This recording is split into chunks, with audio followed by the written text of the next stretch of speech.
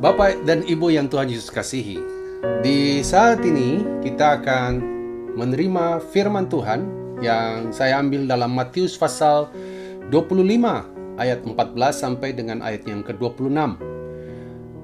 Silakan kita membuka Alkitab kita dalam Matius pasal 25 ayat 14 sampai ayat yang ke-26. Saya membuat ringkasan di dalam bagian kisah ini mengenai perumpamaan tentang talenta. Ceritanya demikian. Ada orang yang mau rencana pergi ke luar negeri, lalu dia memanggil para hamba-hambanya dan mempercayakan kepada hamba-hambanya itu.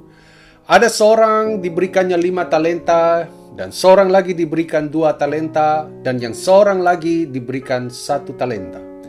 Semua diberikan, kata firman Tuhan, menurut kesanggupannya. Lalu tuan itu berangkat dan dia pergi.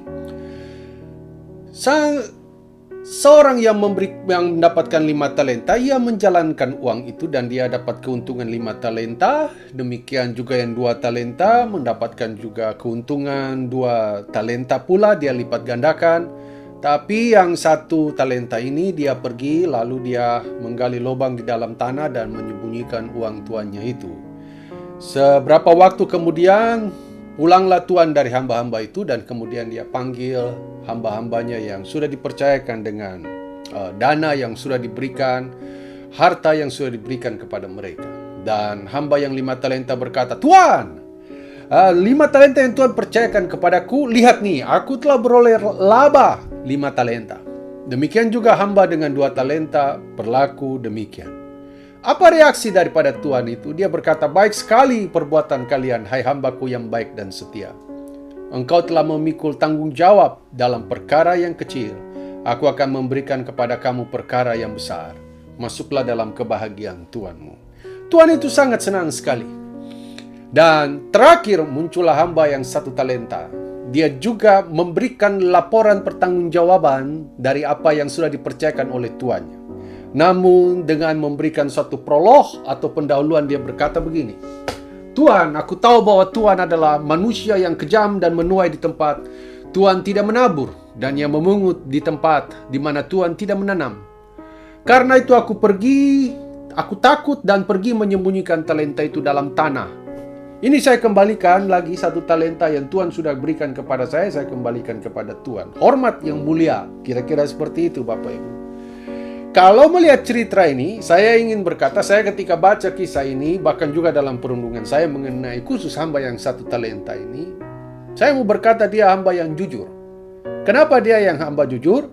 Karena dia membuat sebuah pengakuan, yaitu dia kembalikan 1 talenta itu kepada tuannya. Kalau saya mau berkata zaman gaul sekarang tentang tuan itu, bisa saya katakan seperti bos. Pertanyaannya adalah kenapa dia tidak mengembangkan seperti yang dilakukan oleh temannya, 2 orang temannya yang punya 5 talenta dan 2 talenta. Karena dia mempunyai sebuah pemikiran bahwa bosnya itu manusia yang kejam, sehingga dia tidak perlu untuk kembangkan. Namun bukti itu bisa terbantahkan karena semua orang menerima talenta itu 5, 2, dan 1. Tapi yang 5 dan 2 talenta bisa mengembangkannya. Tapi dia mempunyai pemikiran sendiri. Dalam perenungan saya yang semakin dalam, saya mulai berpikir bahwa salah satu sifat dari orang yang punya 1 talenta itu adalah dia sifatnya malas. Sehingga ketika orang malas, dia tidak mempunyai inisiatif untuk bisa bekerja. Dia tidak mempunyai inisiatif bagaimana mengelola 1 talenta itu menjadi berlipat-lipat kali ganda. Dia tidak mempunyai tipe untuk melihat masalah itu sebagai sebuah kesempatan untuk merubah menjadi sebuah kesempatan emas dalam kehidupannya. Dia lihat masalah itu adalah sebagai sebuah masalah. Dia melihat masalah itu, dia melihat 1 talenta itu, dia pesimis. Mana mungkin? Dia berkata possible. Dia mungkin apatis, cuek dengan semua yang ada. Makanya dalam perenungan hari ini, saya memberikan judul yang tidak lazim. Namanya mati, M-A-T-I. Makan, tidur, makan, tidur, makan, tidur. Artinya apa Bapak Ibu? Hanya aktivitasnya makan, bangun, makan, kemudian kenyang, tidur. Tidur, capek tidur, makan lagi. Saudara-saudara, orang yang tipe begini adalah orang yang melihat dunia ini sepertinya sudah tidak ada harapan lagi harus berbuat apapun. Orang melihat bahwa ketika ada situasi yang sedang melanda dunia ini, ketika ada sakit penyakit yang melanda dunia ini, ya sudah, saya hanya tinggal berharap sama kepada Tuhan saja. Ingat Bapak Ibu, Tuhan memberikan kita kemampuan untuk bisa berkreasi. Tuhan bisa memberikan kita kemampuan untuk bisa memultiplikasi. Tuhan bisa memberikan kepada kita kemampuan untuk bisa berkarya bagi sorga dan bumi ini. Ketika kita mengambil bagian untuk tidak lagi untuk melihat masalah sebagai masalah, tapi kita lihat masalah itu sebagai sebuah peluang, Tuhan akan memberikan kepada kita hikmat. Orang yang senang mati, orang yang hanya makan dan tidur saja, dia sebenarnya harus belajar kepada semut. Karena semut yang kecil, dia adalah termasuk dituliskan di dalam kitab Amsal, 4 binatang kecil di bumi, tetapi sangat cekatan. Dan salah satunya adalah semut. Amsal menulis semut adalah binatang yang tidak kuat, tapi dia menyediakan makanannya di musim panas. Artinya apa? Binatang yang tidak kuat, binatang yang lemah, binatang yang mudah dimatikan, tapi dia bisa menyediakan makanan. Ada persediaan stok makanan. Bukan berarti itu datang secara online Bapak Ibu. Tapi stok makanan itu dia ada usaha untuk mencari.